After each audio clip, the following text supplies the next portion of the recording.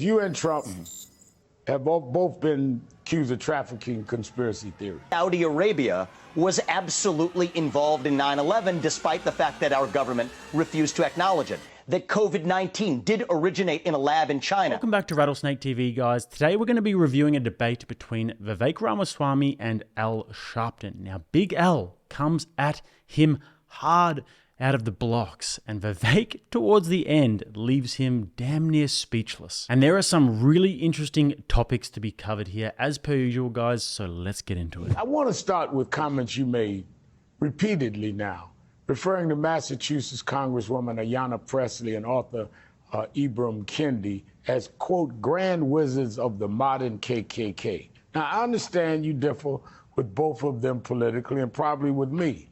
But as a graduate of Harvard and Yale universities, I believe you must be aware the Ku Klux Klan is not a political party. It's a terrorist organization. Historians view the Klan as the driving force behind lynchings of blacks in the American South, more than 4,000 people murdered from 1877 to 1950. And the group is linked to numerous other acts of racial violence continuing through the civil rights movement to the present day. You're running to be the leader of the free world, so your choice of words matter. Have you taken any time to reflect upon the possibility that comparing your political rivals to murderous terrorists might put their lives in danger at a time when hate crimes are on the rise? Or do you just don't care? So Reverend Sharpton, I don't look at the world through political parties. Frankly, it's good to see it's been 20 years since we last spoke. And part of the reason that I came to that event 20 years ago with you is that you were a political outsider just like I am in my own party. But let me talk about the issue you're actually asking about, which is that, you know, what's toxic about that old world view of organizations like the KKK, which have been a god-awful stain on our national history, is that they say that your skin color determines what you're allowed to say, what you're allowed to think. To say you have to shut up, sit down, and do as you're told because you're black or brown-skinned. Well, you know what Ayanna Pressley said much more recently is that we don't want any more black faces that don't want to be a black voice. We don't want any more brown faces that don't want to be a brown voice. And so, yes, I do think there are echoes of a historical ugly racism in this country now showing up in new clothing. To say we and don't what I want want to lead us to as the next president just a second. is a To say united that we nation do not want where we black don't actually voices, judge each other on the color of our to skin. say that is not going with sheets and burning crosses and lynching people. If she said something you disagree with, the point I'm making, you cannot equate Grand Wizard of the Ku Klux Klan with somebody saying something that you think is a little controversial or a little too far. Some of our relatives were terrorized by the Ku Klux Klan. I'm trying to get you to understand I know the pain you're intellectually of that. honest. I know you're an intellectually honest guy, and so I will remind you that Hakeem Jeffries drew analogies between Donald Trump and the Ku Klux Klan, and I don't think you had him on pressing him in the same way. So we're drawing analogies here to make a point. He did not call Donald Trump the grand dragon of the KKK. He did not call Donald Trump an officer of the modern KKK. Let's not change what was said. So, Reverend Sharpton, though, I'm calling out a double standard and saying that certain people can use certain analogies to make a point. Well, I'm using an analogy to make a point. And the point I'm making is we should stop seeing each other on the basis of our skin color. It was god-awful when the KKK did it. But you know what? We have to learn a lesson in the present that we're creating more racial division in this country. But you when you say if you have black skin, you can only think one thing. The double standard on these people sometimes is absolutely absurd. Just think about how many times they called Donald Trump a fascist and compared him to Hitler. And to be honest with you guys, I don't mind comparisons because history is relevant and it's important to be able to understand history and understand it with great detail because it helps us traverse our present world. One of my favorite quotes is from a 17th century samurai named Miyamoto Musashi. The quote reads as following: "Once you understand the way broadly, you can see it in all things." Now, it's a quote about mastery and excellence, but for me, it's interpretable in many different ways. Once you understand the atrocities of the past, you can see the patterns start to emerge.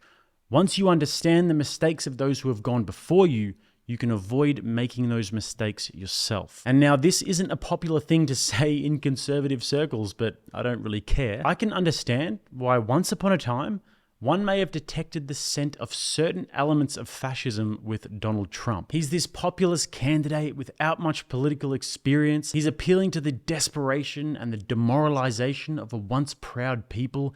He's invoking nationalism. He's promising to bring back prosperity. And he's saying that he wants to drain the swamp and he wants to reorganize the political establishment. I do get it, but that turned out to be wrong, and not just wrong, but very, very wrong. He was what he said he was. Trump is an America First populist, and he demonstrated that. But that's not to say that those concerns weren't valid once upon a time. And I also completely understand what Vivek is saying here.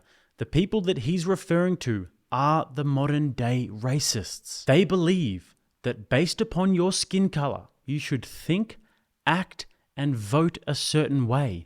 This is the modern incarnation of racial bigotry, and he is simply making a comparison and an analogy. Is it the most tasteful thing he's ever said?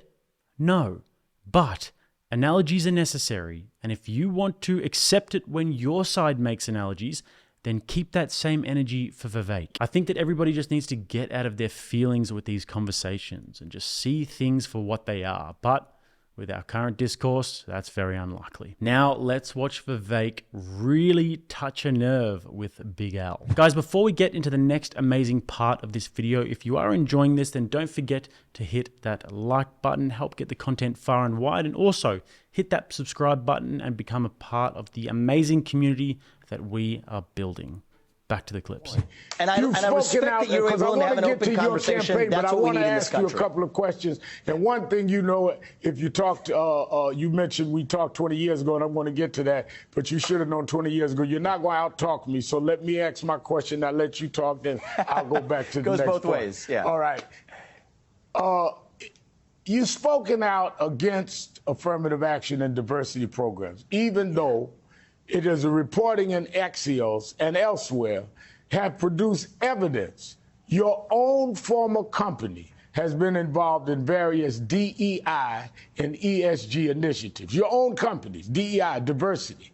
I would hope we can agree that historically many communities of color have not enjoyed the same socio-economic benefits as white Americans, and many of those disparities persist to this day. What specifically would you do as president to address that problem, keeping in mind your own company got diversity business? Yeah, so I want to be very clear about that. After I stepped down as CEO, precisely to speak my mind freely, the company that I founded went the direction of most companies in corporate America. And I disagree with that decision. But you're asking a more important question about what are we going to do to ensure equality of opportunity in this country. You're right. We have been an imperfect nation. I've always said it. But we aspire towards perfection. How do we go that next step?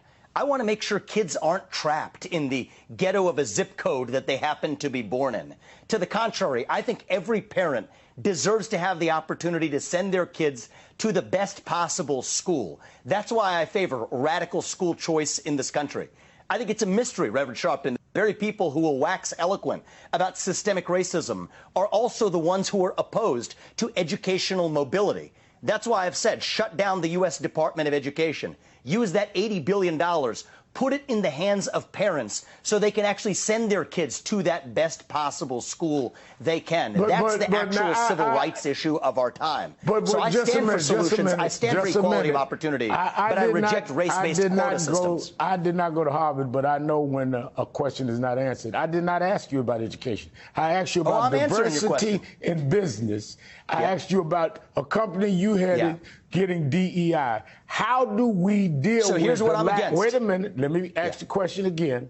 How do we deal with the economic disparity in businesses of color and people of color in the economic arena? You ran the school choice, good duck, but wrong show. Deal with the economic. You're a businessman. It's actually related. You know, I know you're smarter than this to know that education leads to economic prosperity. So there's no Band-Aid fix. But after you're educated, we have educated people that can't get contracts. We have educated people that have no problem with being educated that can't get contracts. How do you deal with the inequality in how they do business in this country, how they get jobs? That's where the DEI programs come from. So I understand where they come from. I'm against it because it causes us to see one another on the basis of our skin color. I can tell you from personal experience, I have hired, both in businesses I've founded, even in this campaign, people who are black executives who have, I think, been unfairly judged. I put them in those positions because of merit. Other people at the companies and otherwise have seen those people as getting that position because of racial quota systems. That is wrong, no matter whether you're black or white. Many of I think them we will need to go back to because colorblind meritocracy. That's what we need in this country. That's how I've led the companies I've built. That's how I will lead this country. Colorblind meritocracy. That's what we need. Boom. Say it louder, Vivek. No wonder Big Al talked over him there and tried to muffle the sound of a colorblind meritocracy, because if that were the case, then Big Al would be out of a job. And guys, DEI is an absolute cancer on our society, and potentially a terminal one if we don't cut the bloody thing out. So thank God for candidates like Vivek who are shining a light on it, and thank God for individuals like Jordan Peterson and James Lindsay and Patrick Bet-David who are also fighting back. And Vivek makes a great point here, because not only is DEI a sick and twisted control mechanism where financial institutions like BlackRock can manipulate the market as they see fit and can destroy any companies that don't drink the DEI Kool-Aid, it also negatively affects the so-called minority groups that it claims to help. Just imagine this for a second, and there might be somebody watching this video who actually is in this situation. Imagine you're a black person. You've worked your whole life to get to the place where you're at. You've done your degree in your college and you've fought through the corporate world to get to an esteemed position. And then when you finally get there, everybody thinks that you're a diversity hire. Deep down, everybody kind of thinks that you didn't earn it. And even worse than that, rather than being seen as somebody who can stand on their own 2 feet and who is reaping the rewards and eating the tasty fruits of their dedication, people see you as a victim. People see you as somebody that needs sympathy. And now onto the next bit, guys. Quite an amazing moment, actually, if you ask me. Back in 2003, when I ran for president and you were there to ask me a question at a forum that I was doing at Harvard University. So 20 years later, now my turn to ask. Yeah. Let me first play you the tape of you and I 20 years ago. Yeah. Good. Let's get to my question here. Go ahead. Reverend Sharpton, hello. I'm Vivek, and I want to ask you, last week on the show we had Senator Kerry, and this week and the week before we had Senator Edwards. And my question for you is, of all the Democratic candidates out there, why should I vote for the one with the least political experience? Well, you shouldn't, because I have the most political experience.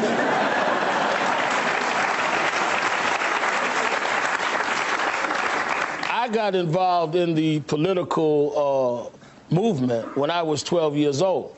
And I've been involved in social policy for the last 30 years. So don't confuse people that have a job with political experience. So 20 years later, now my turn to ask you, of all the Republican candidates out there, why should someone vote for you, the one with the least political experience? And I might add, you've never held office. You've only voted twice. That's correct. In the last few elections. You don't even vote regularly. Yes. And you support Donald Trump, who never held office until he was president.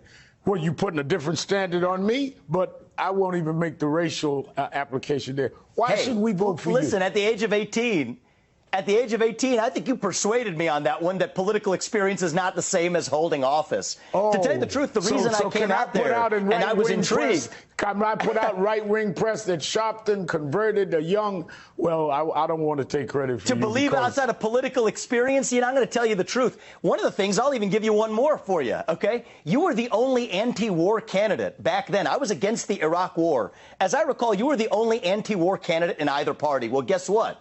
Tables turn now. I'm the only true anti-war candidate in either political party now when it comes to Ukraine. I believe in America First policies. I think this Ukraine war does not advance American interests. I was the only person with the courage to say that on the Republican debate stage last week. The real war I would take on is the war against the administrative state, the shadow government here at home. I think the people who we elect to run the government, once again, ought to be the people who actually run the government, not the cancerous bureaucrats in Washington, D.C. I'll have a 75% headcount reduction for all of the people who weren't elected in Washington, D.C. So this is a very different vision than you hear amongst traditional Democrats for sure, but even amongst traditional Republicans. I want to shut down the administrative state. I want to declare independence from China. I want to grow our economy by drilling and fracking and embracing energy. And I want to revive national pride in this country. That's not a Republican idea or a Democratic vision. It is a pro-American vision. That's what I stand for. It's why I'm in this race. I would take issue that when I opposed the war in Iraq and going for weapons of mass destruction that wasn't there, so I ended up being right. You can't compare that to the United States supporting Ukraine defending itself against Russia. So that's Look, I think there's a myth that Ukraine's actually, I think I was against the Iraq war then, but I'm consistent now. Ukraine is not some democracy that we've now painted it to be. I think this is a regime that really has some serious flaws as well. Ukraine is in So I think I respectfully disagree with you. strategic place where I respectfully disagree that I do not think that, but all right, we can agree to disagree on Ukraine is not a NATO ally, and Ukraine doesn't advance U.S. interests. So good on Sharpton there for being against the Iraq war all the way back then. It's impressive to have that sort of foresight, and I do respect that. But the respect that I have for that begins to really diminish when he starts talking about funding Ukraine. I mean, are you against war or are you for war? Or are you only against the Bush wars and for the Biden wars? At least Vivek has some consistency. But I guess if you are a mainstream news commentator like this, then you have to say the things that please daddy, or else you might get tuckered. And last point on this, guys, and kind of just a random thought, but isn't it funny how the world works sometimes? Isn't it cool that 20 years ago, Vivek asked Al Sharpton this question, and then it's come all the way back around? You almost couldn't write that. It was a very poetic moment. Now let's hear some actually quite interesting objections from Al Sharpton, and then I'm going to give you some question marks that I actually have about Vivek after this clip. Now, NBC is reporting that you were once a recipient of a fellowship for immigrants and children of immigrants from the Soros Foundation. You were awarded the fellowship in 2011 to support your studies at Yale Law School. And the issue is that you, the child of Indian immigrants, are now accusing some immigrants of carrying out an invasion of the United States. And that as president, you would make it more difficult for children of immigrants born here to participate in the political process. The floor is yours to explain how you enjoyed from it, that you, Sharpton convinced you could run for president, Soros helped you through college. Explain all of this. Come on. So you know what's really kind of funny about this? That you draw a distinction between legal and illegal immigrants like it doesn't exist. And I think that's a major problem in this country. I think that we need to use our own military to secure our own southern border. Not an armed invasion across somebody else's random border, but across our own border right here in the United States of America. I stand for that. I believe in the rule of law. My parents came to this country legally, through the front door, followed the rules, paid their taxes, raised 2 kids. Both of us went on to found companies that helped thousands of Americans. But that also means that your first act of entering this country cannot break the law. That's part of what it means to be an American. We believe in the rule of law. Right. So, yes, I want to end funding for sanctuary cities, end foreign aid to Mexico and other countries. You have no problem illegal immigration, with helping, I am a hardliner on. Absolutely. You have no problem with helping those immigrants that come here and follow the law and become citizens. I want to help every legal citizen of this country. That's what America First means, putting every American first. And you see how I run this campaign? It's very different. I've gone to the south side of Chicago, to Kensington, in the middle of Philadelphia. Right. I haven't called Zelensky, but I have called people in West Maui. America first means every American. All right, let me but ask that you means this. you have to Let come me to this ask you country this. legally, not illegally. Yeah, I mean, big difference between legal and illegal immigrants, and that's pretty much self-explanatory. But one thing I did want to mention is that Vivek did have some loose connections with the Soros Foundation in terms of getting that scholarship, and also, I believe he was actually on the World Economic Forum website at some point as a global leader. And he said that he sued them for this. And he does claim that he has no connection with George Soros and no connection with the World Economic Forum. And I believe him because I like the guy and I think he's trustworthy. But if it did come out that he did have some sort of association with Darth Vader, George Soros, or the WEF, or Larry Fink, or any of these guys, and it wasn't just some loose connection that he made through his time at Harvard College, or the circles that he's run in, or through the corporate world, the Rattlesnake TV videos about Vivek Ramaswamy would look very, very different. And you guys may have noticed that the videos that I've done about Vivek have gone quite viral. And then the videos that I do about Trump and about RFK and about Larry Elder don't get any traction. And I'm happy that they went viral, but it actually makes me quite suspicious. Like, why do YouTube push Vivek content so much? Or is it just the algorithm and he's just an organically popular guy and my videos on Vivek have been so much better? I don't know. What do you guys think? Let me know. But as a content creator, it's amazing how many shows he goes on, and I can cover so many different interviews for him, but I actually choose them pretty wisely. And I don't cover them all because I don't want this to become the Vivek Ramaswamy channel. I get a lot more joy and satisfaction out of building a real and authentic community like we are doing here, because I read your comments and I think that you guys do appreciate that I'm trying not to be a content prostitute, even though that path does get a fraction of the return for me. Anyways, enough about the channel and enough about me, but I thought I'd share that with you guys. Let's have a look at some of the highlights of the rest of the debate. If you became president, would you pardon Donald Trump for any of the crimes that he's been indicted for, or if he's convicted? On the current facts that we have, he is one of many people that I have identified as someone I would pardon, because I do not think that this sets a good precedent for our country, where a party in power uses police force to indict its political opponents in the middle of an election. There are Democrats on that list. Wait a minute. He's got 19 people indicted. They're not running all of them. But even before you've heard the evidence, before the trials, you're saying that you would prejudge what is going to come out and try and commit to pardoning them. That's not correct. You claim that's not correct. I've actually been very clear on this, Reverend. Assuming that the prosecution's statement of the facts in the indictment is the worst version of the facts, then yes, I would. So I waited till I read the indictments cover to cover. In 99% of prosecutions, you and any lawyer will also know this. That's the worst statement of the facts you're going to get for the defense. But it's not all that's going to come out of trial. You and I know that. That's not all that's going to come out of trial. So what I said is assuming, well, I was very clear at the time. I said, I've read the indictment, and assuming these are the worst facts, then yes, on these facts, I will pardon Trump. Just as, by the way, I've said I would pardon Julian Assange, who, by my best guess, has very different politics than I do. Because, again, we applied a different standard to Julian Assange. Let me ask you this. Because you and Trump have both been accused of trafficking conspiracy theories. Do you believe Barack Obama was born in the United States, and do you think it was appropriate for Trump to suggest to otherwise, even as evidence mounted, that the claim was a lie? I think I have every reason to believe Obama was born in the U.S., and I have never brought up that issue, and I have no idea why we're actually discussing that. But what I have talked about is, for example, Saudi Arabia was absolutely involved in 9/11, despite the fact that our government refused to acknowledge it. That COVID-19 did originate in a lab in China, despite the fact that our government called that a conspiracy theory. That we still haven't seen the transgender shooter manifesto out of Nashville. So those aren't conspiracy theories. Those are conspiracy realities. That's what matters. Barack Obama was born in Kenya. He's a man that you said was the best president this century. Should he have continued trafficking the Kenya lie about Barack Obama?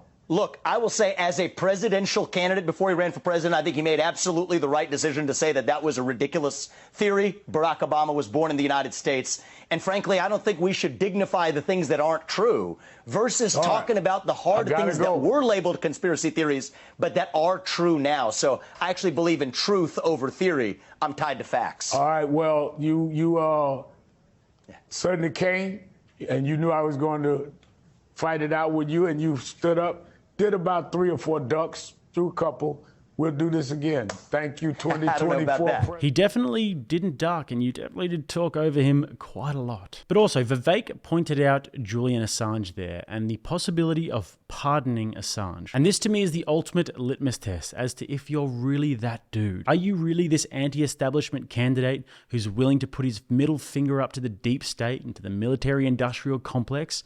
Okay then, big boy. Pardon Assange. And as to where Obama was born, I mean, who knows? At this stage, if you showed me evidence that Obama was actually born on the moon, then I wouldn't be that surprised. This guy is so full of mysteries and eyebrow-raising anomalies that the media refuses to cover that you genuinely don't know what to believe anymore. Born in Kenya, strange relations with men in hotel rooms while on crack, Big Mike, the chef paddleboarder who supposedly drowned, who we also found out was a great swimmer, and all of the others that I would have to say on Rumble because they're not exactly YouTube friendly. More mysteries with that guy than a game of Cluedo. So guys, I hope you enjoyed that. If you want to follow my travels, you can find me on Instagram. The link will be just below, Twitter, my other channels. And if you guys want to watch another video, click right here. Until next time, I'm Jake. This is Rattlesnake TV, keeping you armed and dangerous.